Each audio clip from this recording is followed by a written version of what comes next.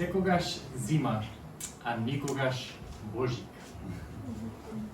Така фаунот во Лавот, вештерката и орманот ја опишува земјата Нарнија.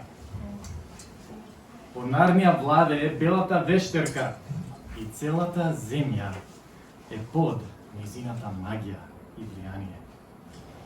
Фаунот објаснува: па целата земја е под незините нозе. Таа нареди постојано да е зима.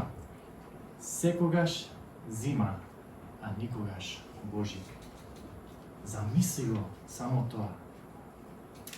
Да живеевме ние во таква земја, мислам дека сите би се сложиле со одговорот на Луси. Колку ужасно! Јас им се воодушевувам на автори како К.С. Луис или пак нашиот Коста Милков, кои што всушност измислуваат еден цел нов свет со својата уникатна историја.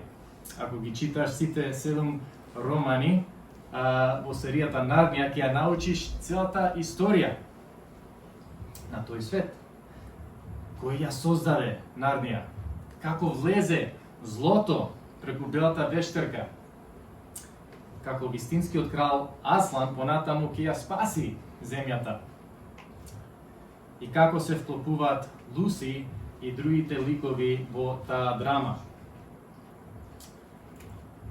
Но ние исто така сме дел од една приказна. Малата приказна на нашиот живот се вклопува во една многу поголема приказна на овој свет. Авторот на големата приказна и нашиот мал дел во неа си има своји цели, си има своји планови. Имаше цел кога тој го создаде светот и кога тебе те создаде, и ние се движиме кон одреден крај или одредена дестинација. Како христијани ние не веруваме дека историјата се повторува по бесконечен циклус, како што верувале грчките филозофи. Ниту пак веруваме дека нашата историја е беззначаен производ на време плюс материја плюс енергија плюс случајност, како што веруваат атеистите и материјалистите. Не. Ние веруваме дека историјата е производ на Божиот план и Божјото дејствување во овој свет. Амин? Амин. Се разбира дека и ние сами имаме улога, ние играме улога во таа историја, во таа приказна, преку нашата слободна волја. Бог ни открива преку Библијата една метанаратива, преку која што дознаваме што е неговиот план за спасение за нас како луѓе, но исто така неговиот план за целото создание. За кратко време, за отприлика 2 или 4 недели, ќе го славиме Божик. Зависи по кој календар се водиме. Божик е централниот настан во историјата на човештвото. Кога Бог се отелотвори и стана дел од приказната, тој буквално стана дел од приказната на овој свет, на еден допирлив физички начин. Се разбира, секојаш бил дел од приказната, ама станува дел од приказната на еден физички начин. И би сакал денес да одговараме на две прашања. Што значи Божик во мојата лична приказна, ама и што значи Божик во поголемата, ако може да кажам, козмичка драма во која ние се наоѓаме.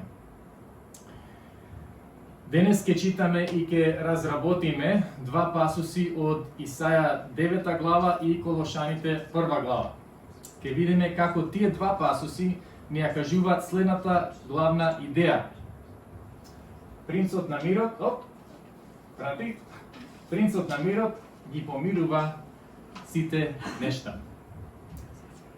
Пак во малце проширена форма таа реченица, принцот на мирот, Исус Христос, ветениот син, Месија, цар на Израел, ги помири минато, ги помирува сегашно и конечно ќе ги помири идно сите нешта. Како и на небото, така и на земјата. Но сега би сакал да свртиме до Исаја 9 глава. Не мора да свртиме, пошто тука е текстот. Ама ако некој сака на мобилен или во Библија да следи, може, и ќе го замолам Живко да ги прочита овие стихови од 1 до 7. Во прво време тој ја понижи Заволоновата земја и Нафталимовата земја, но во последно време тој ќе го прослави патот покрај морето од онаа страна на Јордан. Дали тој текстот? Исаја 9, добро. Не знам, Божечката Галилеја. Народ кој одеше во темнина виде голема светлина. Они што живееја во мрачна земја ги осветли силна светлина. Ти го умножи народот, ја зголеми веселбата, и тие се радуваат пред тебе како што луѓето и се радуваат на жетвата. Како што викаат кога се дели пленот. Неговото тешко бреме, прачката што му ги притискаше плеките, бичот на неговиот гонител ги скрши како во Мадијанскиот ден. Да, сите војни обувки, секоја облека натопена во крв, ќе изгорат и ќе му бидат храна на огнот. Зашто ни се роди дете, син ни се даде, власта му е на рамото, името ќе му биде чудесен советник, силен Бог, вечен татко, кнез на мирот. Неговата власт ќе се шири надалеку и не ќе има крај на мирот над Давидовиот престол, на неговото царство. Ќе го зацрсти и ќе го утврди во правина и во праведност. Од сега и довека ќе го направи тоа приврзаната љубов на Господа над воинствата. Фала, Живко. Прво нешто за контекстот на овој пасус. Во овие стихови и во претходните глави Исаја пророкува за инвазијата од Асирија во северниот дел од Израел. Запомнете дека кралството на Израел било поделено во северен и јужен дел во тој период со различни цареви. Северното кралство бил освоен од Асирија во 722 година пред нашата ера и тоа вклучуваше и Галилеја, кој е спомнат во првиот стих. Но во вториот стих, што вели за Галилеја, баш за тој крај? Народ кој одеше во темнина, виде голема светлина. Оние што живеа во мрачна земја, ги осветли силна светлина. Значи, во истиот регион од Галилеја, кој бил освоен од Асирија и кој влезе во навистина темен период, ќе зрачи силна светлина, кога ќе дојде Месијата во тој ист крај. Тоа беше малце за контекстот. Сега би сакал да го погледнеме клучниот стих, 6 стих, и да го поставиме прашањето. Кој е ова дете кој ни се роди? Кој е овој син кој ни е даден? Зар ли е можно дека едно дете ќе може да го избави Израел од темнината? Прво да забележиме дека детето ни е роден, но синот ни е даден. Тоест, земјиот живот на детето има почеток, се раѓа, но синот постоел од секогаш и ни е даден од таткото. Второ, пишува власта му е на рамото. Каква ќе биде таа власт? Во стих 7 учиме дека таа власт ќе биде сеопфатна и ќе донесе мир и праведност во царство што ќе нема крај. Синот ќе владее за секогаш од Давидовиот престол. Луѓето веќе очекувале ова да се случи заради ветувањето што му беше дадено на Давид од пророкот Натан во 2 Самуел 7:16, што пишува, тука се зборува за Давид. твојата куќа и твоето царство ќе траат довека пред мене. Твојот престол ќе стои цврсто за секогаш. Сега би сакал подетално да ги разгледаме имињата што му се дадени на синот во овој стих. Може да ги 6-тиот стих. Тука. Што гледаме тука? Чудесен советник, силен Бог, вечен татко, кнез или принц на мирот. Прво да забележиме дека овие имиња очигледно се титули што само одговарат на Бог. Не може било кој друг да ги носи овие титули. Точно е дека во древниот исток некогаш царевите биле сметани како богови, но така не беше случајот со Израел. Во теологијата на Исаја и на евреите разликата меѓу земниот цар и Господ Бог беше кристално јасна.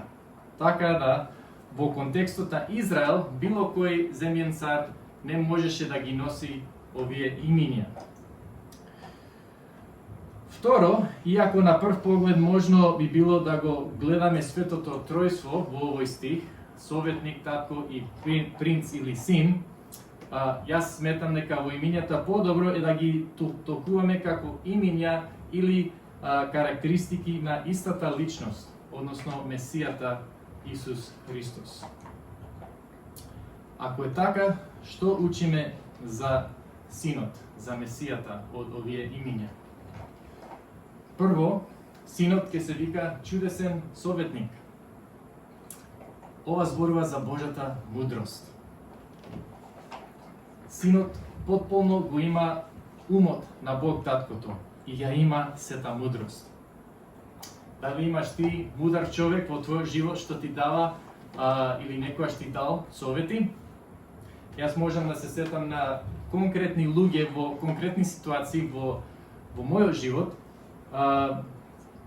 за луѓе кои ја играле таа улога како советници. На сите ни треба совети, ни треба мудрост. Но има само еден кој што може да ни даде совршена и чудесна мудрост. Можеби ќе се сетите на Јаков 1:5 што вели: ако некому од вас му недостига мудрост, нека ја побара од Бога, кој на сите им дава изобилно и без приговарање, и ќе му се даде. Преку Исус Христос, Божјата мудрост ни е секогаш достапна. Но дали сме доволно понизни да ја бараме таа мудрост, тоа е друго прашање. Тој ќе се вика чудесен советник. Второ и трето, синот ќе се вика силен Бог и вечен татко. Овие имиња зборуваат за трансцендентноста, за моќта и грижата на Месијата. Тука Исаја недвосмислено кажува дека синот, Месијата, е божествен. Тој е вечен. Тој не е дел од созданието. Исто тој ќе биде моќен и вечен цар, кој што ќе се грижи за своите деца како добар татко или пастир. Тој не е Бог таткото, тој е синот, но ја дели истата татковна љубов кон своите деца. Четврто, синот ќе се вика кнез или принц на мирот. Оваа титула не може да му се даде на тогашниот Израелев крал Езекија, ниту на било кој друг земјен крал на Израел. Зошто? Едноставно бидејќи немало целосен мир по мандатот на ниту еден од тие кралеви. 5-тиот стих вели во пасусот: сите воени обувки, секоја облека натопена во крв ќе изгорат и ќе му бидат храна на огнот. Мирот за кој што се зборува тука е вечен мир, во кој што ќе нема потреба за оружје. Ке нема потреба за средства за војна. Дури нема да постојат веќе. Ама очигледно уште не е дојден таков мир. Ајде да размислиме малце повеќе за зборот мир, самиот збор мир. Дали знаете што е еврејскиот збор за мир? Некој знае? Шалом, да. Точно. И до ден денес се поздравуваат евреите така, со зборот шалом. Зборот шалом значи многу повеќе од самото немање војна или насилство. Ние можеби така го сваќаме мирот, ама евреите не го сваќаат така. Тој збор шалом подразбира целосност, подразбира интегритет, хармонија, благосостојба, здравје, просперитет, сатисфакција, процвет, мир. Звучи многу убаво, нели? Има многу во тој мал збор, шалом. И сега прашањето е дали шалом постои сега? Ако постои шалом, до која мерка постои? Што да очекуваме во иднината? И дали имаме ние улога во ширењето на тој шалом денес, како граѓани во царството на принц на мирот? За да почнеме да ги одговараме на овие прашања, би сакал сега да свртиме до Новиот Завет, вториот текст за денес, Колошаните 1 глава 13 до 20 стих. Мислам трајче ќе ги прочитам. Ќе читам од кај на телефон, пошто нема да можам да гледам таму, не би требало да е многу различно. Тој не избави од власта на темнината и не пресели во царството на својот возлюбен син, во кого имаме откуп преку неговата крв, простување на гревовите.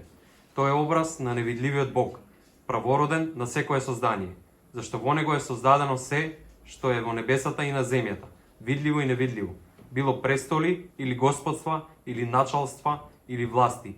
Се е создадено преку него и за него. И тој е пред се и се во него има свое сплотување.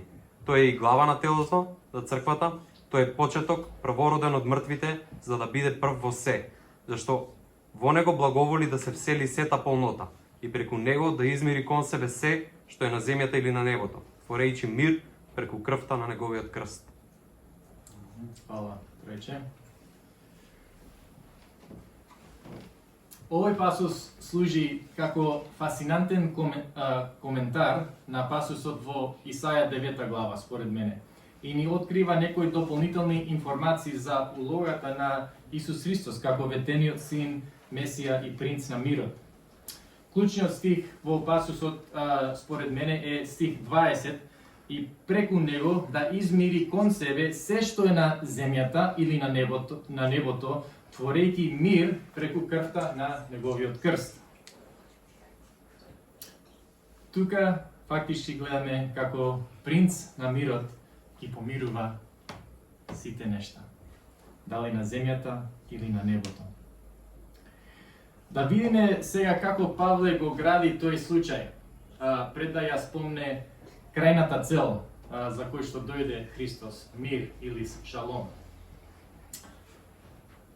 Во стиховите 13 и 14, Павле му дава слава на Бог за тоа што тој Бог не избави од власта на темнината и не пресели во царството на својот возлюбен син, во кого имаме откуп преку неговата крв, простување на гревовите.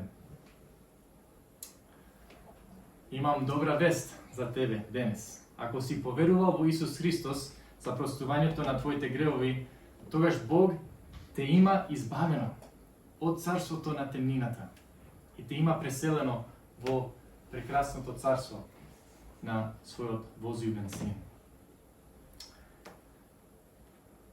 Овој стих за мене има јасни импликации за нашето разбирање или толкување на што значи тоа Божјото царство. Дали знаете дека Божјото или Небесното царство е централната тема на учењето на Исус? Божјото или Небесното царство, двата термина се користат, е спомнато преку 80 пати во Евангелијата. Но постои многу неразбирање, многу конфузија околу тоа што значи Божјото царство. Дали е тоа нешто идно, дали нешто што ќе искусиме само кога ќе умреме и ќе одиме на небото, или пак кога Исус Христос повторно ќе се врати. Овој стих, мислам дека недвосмислено не учи дека царството на Синот е сега, бидејќи ние што веруваме во Синот, веќе сме дел од тоа царство. Тој не избави од темнината и не пресели во царството на Синот. Тоа се случи веќе, минато време. Тој владее во срцата на своите деца преку Светиот Дух, преку црквата, сегашно време. Но исто така има еден аспект од царството што го вклучува физичкото владење на Исус Христос на Давидовиот престол. Тоа ќе се случи во верзија 2.0 од оваа земја, кога Христос ќе се врати повторно. Има една многу корисна фраза на англиски што ја опишува оваа вистина. Already, but not yet. Already, but not yet. Или царството е веќе свечено отпочнато, ама не е се уште целосно исполнето. Веќе отпочнато, но се уште не е целосно исполнето. Исус Христос го отпочна неговото царство кога дојде на овој свет и ни ги откупи гревовите преку неговата крв. Стих 14.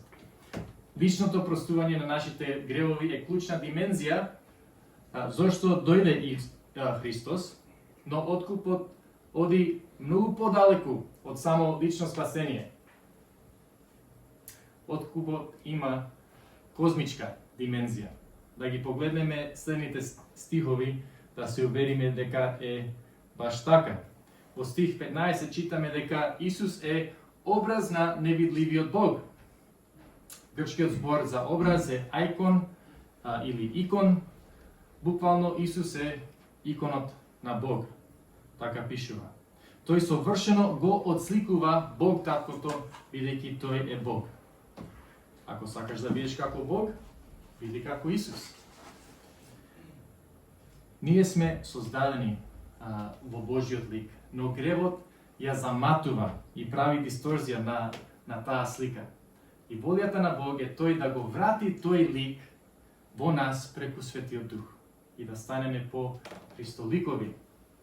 Како што вели Павле во Римјаните 8 глава 29 стих, зашто оние кои ги познаваше однапред, нив ги предопредели да се преобразат според ликот на неговиот син, за тој да стане, да биде прво роденец меѓу многуте браќа.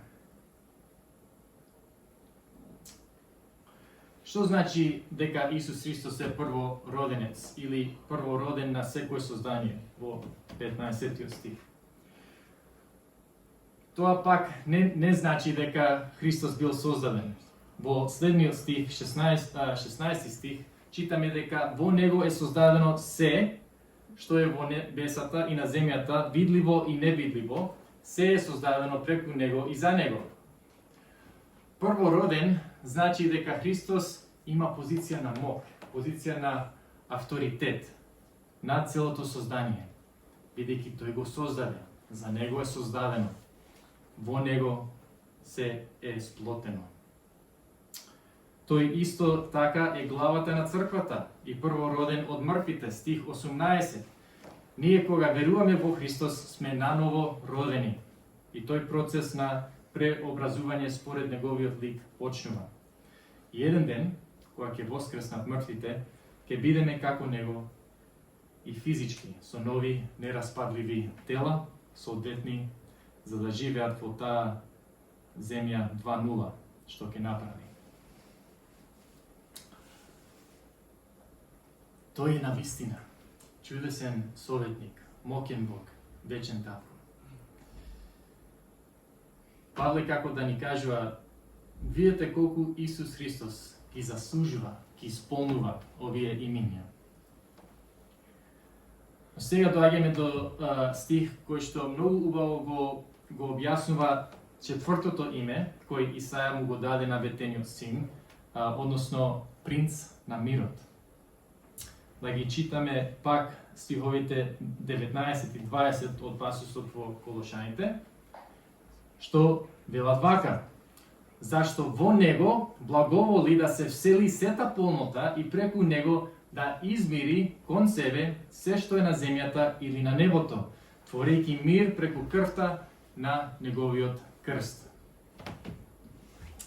Тука недвосмислено ја гледаме таа космичка димензија на Божјото спасение. Да измири кон себе се што е на земјата или на небото, творејќи мир.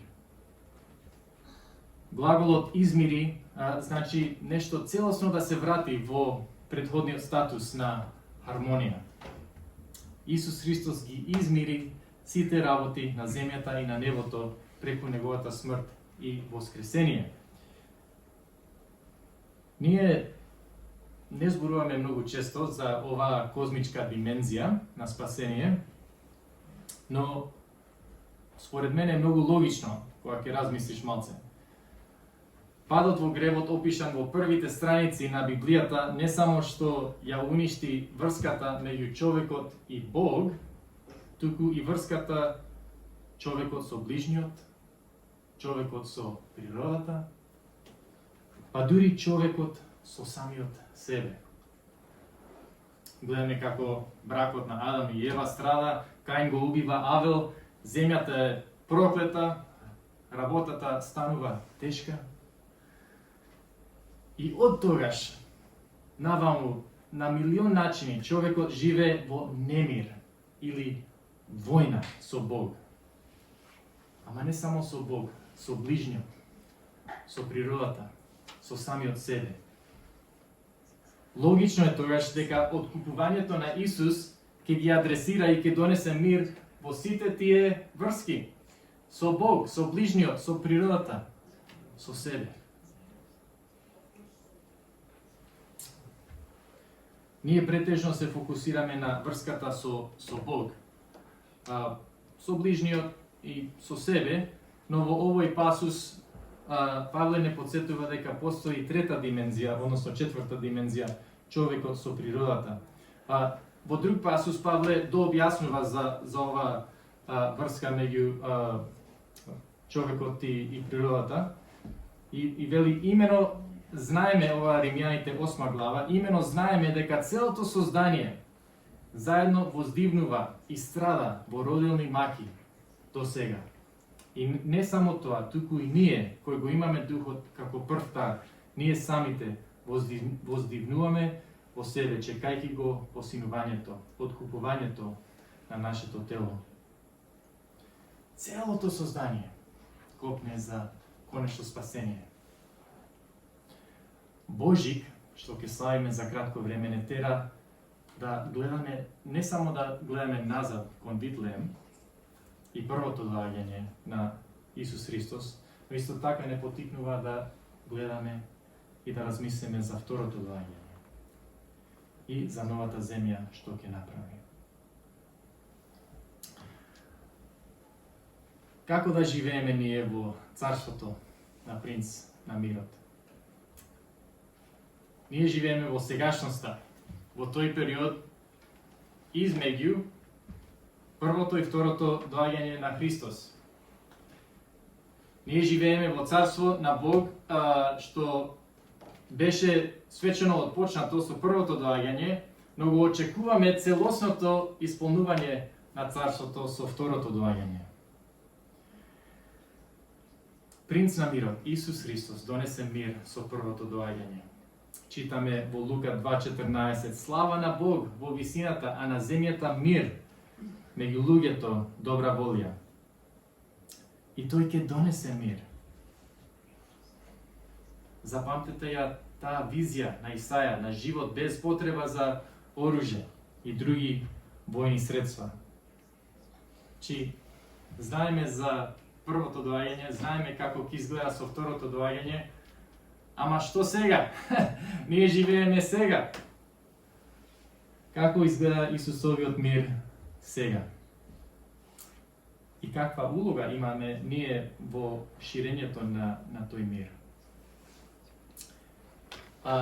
Верувам дека ќе се слагате со мене дека ние живееме во едно време на немир. Немир со себе, немир со меѓу луѓето, време на политичка, етничка и секаква поларизација, немир со природата, се бориме со COVID-19 и во Македонија, каде што сите живееме, се бориме со екстремна загаденост и еколошка криза. А зад сето тоа постои кај многумина луѓе немир во тој вертикален однос со Бог. И тука се поставува прашањето како може ние да го имаме и да го шириме Христовиот мир. Да бидеме баш миротворци, како што пишува Христос како што кажува во Матеј 5 глава на проповедта на гората. Јас би сакал денес секој еден од нас да најде лична примена. Сите се радуваат кога проповедникот ќе ја спомне примената, пошто знаат дека крајот се ближи. Да почнеме од вертикалниот однос, човек со Бог. Ако не си се помирил со Бог, овој Божик е одлична прилика да го направиш токму тоа. Исус Христос го исполни пророштвото. И Синот дојде како бебе. Тоа бебе стана човек. И тој го даде својот живот на крст за тебе, за откуп за твоите гревови. Принцот на мирот сака да те избави од темнината и да те направи дел од неговото царство, како што читавме. Само мора да поверуваш, мора да побараш простување од него. Дали ќе го направиш тоа во овој Божик? Да бидеме многу јасни, ние не можеме да очекуваме мир во себе, мир со ближниот, мир со природата, ако не се помириме прво вертикално со Бог преку Христос. Сега зборува за немир во себе. Можеби ти веќе си следбеник на Христос, но чувствуваш немир, грижа, страв за некоја работа. Има многу причини за такви чувства оваа година, особено. 2020 ни донесе многу несигурност, многу немир, не подсети дека има многу работи кои се надвор од нашата контрола. Но сепак, принц на мирот, тој е во контрола. Тој ги држи сите нешта. И сака да ја замене таа грижа со неговиот мир во твојата душа. Во Јован 14 глава Исус вели: ви оставам мир, ви го давам мојот мир. Не ви го давам како што дава светот. Нека не се вознемирува вашето срце и нека не се бои. Тоа е прекрасно ветување и може да се молиме Исус Христос да го направи тоа во нас. Можеби тоа е твојата лична примена денес. Зборевме за мир со Бог, зборевме за мир во себе. Сега би сакал малце да размислиме за мир со ближниот. Да почнеме од дома. Од тие кои буквално ни се најблиски. Како може во твојот брак, во твоето семејство да работиш за доброто, за благосостојбата на другиот и така да донесеш мир во твојот дом. Божик е време кој би требало да не потикне да даваме, исто како таткото го даде синот. Каков подарок може ти да му дадеш на твојот сопружник или брат или сестра, овој Божик? Најдобрите подароци некојаш се тие кои што не чинат ништо, освен можеби твоето време, твоето внимание, твојата љубов, збор на охрабрување, дело на служење, време поминато заедно.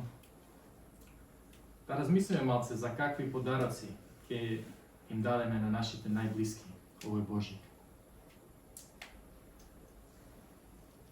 Кога сме кај мир со ближниот, би сакал да ве поттикнам и можеби да ве предизвикам сега во една друга насока. Како што кажав, ние живееме во време на поларизација. Поларизација расте тука и низ светот. Многу јасно го гледаме тоа во политиката, не само тука, но во Америка, други места. Има многу причини за тоа. Например, тие така наречени ехокомори што се создаваат на социјални медиуми и на интернет, каде што буквално тие алгоритми на Facebook и други платформи те сервираат содржини кои се совпаѓаат со твоите ставови, политички или други ставови, и тоа има тенденција да ги зацврстува ставовите и да го намали конструктивниот диалог со другите. Тоа дојде до посебен израз годинава, во време кога сме во голема изолација, во време кога комуницираме повеќе онлайн, во која постојат големи кризи во светот и многу јаки ставови околу тие кризи, во време во кој што се шират секакви теории за заговор и така наречени вести, поврзани со тие кризи и прашања. И прашањето е, каде се наоѓа црквата во таа смеса? Каде се наоѓа црквата? Каде се наоѓаш ти во тоа? Дали ние го шириме Христовиот мир во овој контекст? Дали сме миротворци во нашето однесување онлайн? Драги браќа и сестри, јас верувам, јас тврдам дека има начин како од една страна да се залагаме за вистината, таква како што ние ја разбираме, и од другата страна да не создаваме раздор и немир. Може да ви дадам еден совет, нема да наплатам за ова, бесплатен совет. Не влегувајте во конфликти онлайн. Пасторот кажа амин.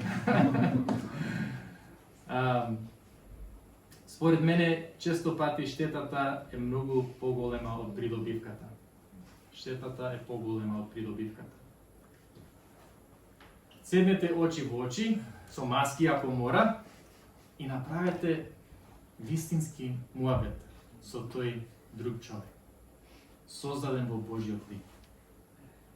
И постави си го прашањето додека зборуваш и слушаш, многу битно да слушаме во тие разговори, што значи да бидам миротворец во оваа ситуација, со оваа личност. Непријателот секако би сакал да има поларизација во самото Христово тело и така да страде влијанието и релевантноста на црквата ни светот. Да не паднеме на такви замки и да се стремиме кон един свој мир во црквата и се разбира со тие што не го познаваат Христос. Може би тука ја наоѓаш својата примена денеска. Конечно, да збориме малце за врската меѓу човекот и природата. Да се подсетиме на главната порака на денешните стихови. Принцот на мирот ги помирува сите нешта. Сите значи сите. Колку широко и длабоко е проклетството од гревот, уште пошироко, уште подлабоко е Божјото откупување и мир. Како што читавме, целото создание почека своето конечно откупување од последиците на падот. Но додека го чекаме тоа, верувам дека Бог се уште не повикува активно да се грижиме за созданието. Тоа всушност беше првиот повик на првиот човек во Едемската градина, да ја работи земјата, да се грижи за созданието. Свесни сме дека во Македонија и особено во Скопје има голем проблем со загаденоста. Сите го дишиме истиот воздух тука. И за мене ова е одличен пример на расипаната врска меѓу човекот и природата. Христијаните треба да бидат најмотивирани од сите луѓе да решават проблеми како загаденоста. Тука би сакал да зборувам малку за мојата ќерка Каролина, која за мене е вистинска инспирација во овој контекст.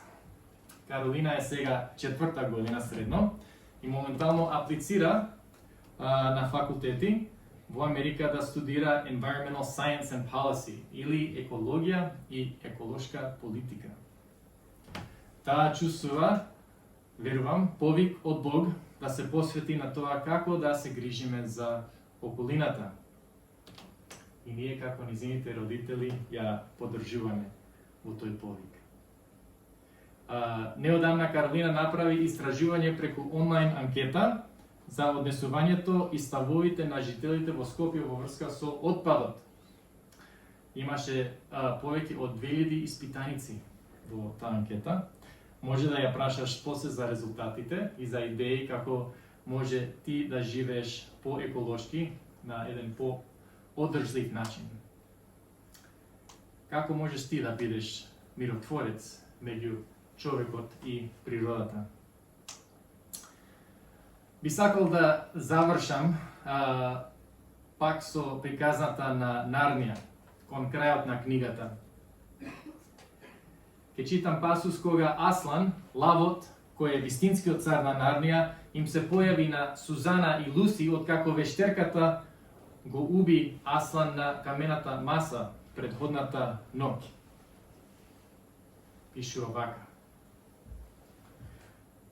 "О, жив си! Жив, о Аслан!" повика Луси. И двете девојчиња му се фрлија и го покрија со бакнежи. "Но што значи сето ова?"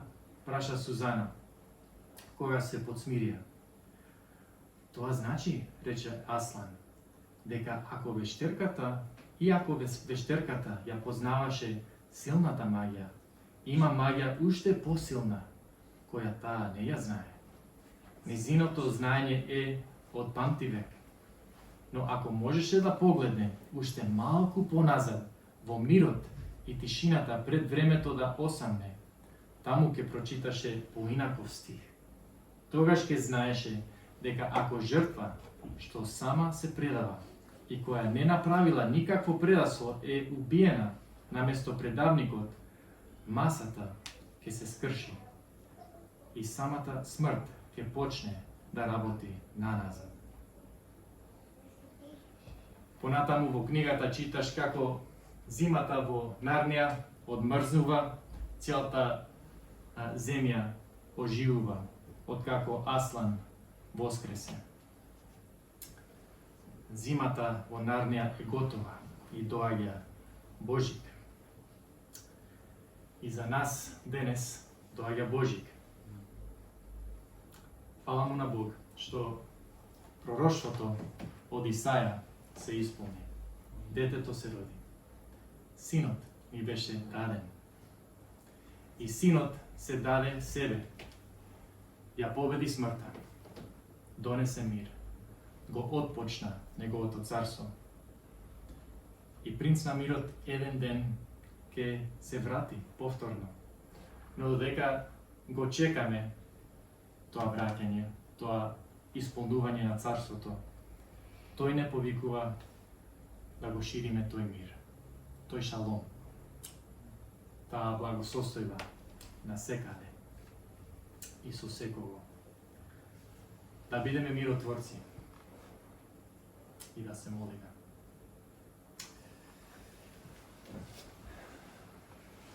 Исусе Христе, фала ти што ти го исполни пророштвото, што ти дојде, што ти го даде свој живот за нас. Да не помириш со таткото, И јас се молам, Господи, за секој еден тука, да го чувствува, да го живее тој мир со Бог, тој мир со Бог преку Тебе, Исусе Христе. Ако има некој тука кој што не Те познава, Господи, овој ден, оваа сезона на Божик, нека донесе спасение за тој човек. И за ние кои што Те следиме, Господи, се молам ние да бидеме миротворци, ние да се залагаме за Твојот мир, Твојот шалом, Твојата благосостојба насекаде, дури онлайн, да се залагаме за тоа. Ние да бидеме алатки во Твоите раце, во ширењето на Твојот мир. Во Твоето свето име се молам. Амин.